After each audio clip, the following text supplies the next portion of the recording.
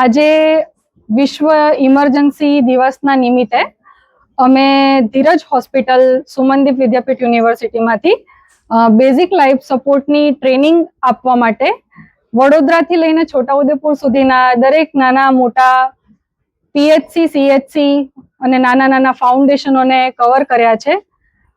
ધીરજ હોસ્પિટલમાંથી total 13 team નીકળી છે, જે દરેક ટીમ 2 અલગ અલગ જગ્યાએ આજે ટ્રેનિંગ આપવાની છે.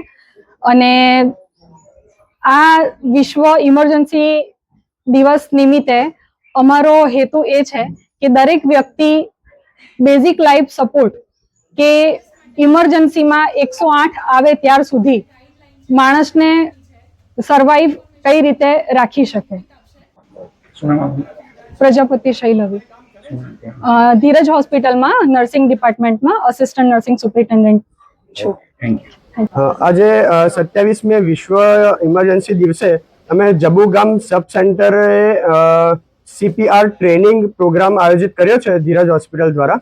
એમાં હું ડૉક્ટર નિર્મિત શાહ, MD એનેસ્થેશિયોલોજી ડિપાર્ટમેન્ટથી, અને doctor Shivam Kaneria, MD medicine ડિપાર્ટમેન્ટથી આ ટ્રેનિંગ દ્વારા અહીંયા આગળ ગામડાના લોકોને તથા સબ સેન્ટરમાં બધા જ નર્સિંગ તથા બીજા સાદા વ્યક્તિઓને CPRની ટ્રેનિંગ શીખવાડવા માટે આવ્યા છીએ.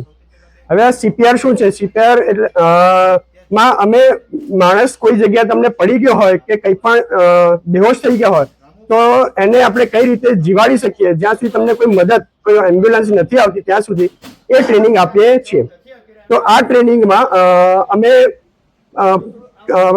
ધમની કઈ રીતે જોઈશું, તમે પેશન્ટ બેહોશ થઈ ગયા છે તો તમે એને કઈ રીતે બચાવશો, કેટલા કમ્પ્રેશન આપશો, એ બધી ટેકનિક અહીંયા અમે મેનિકન લઈને બધાની વચ્ચે એ રીતે શીખવાડીએ છીએ.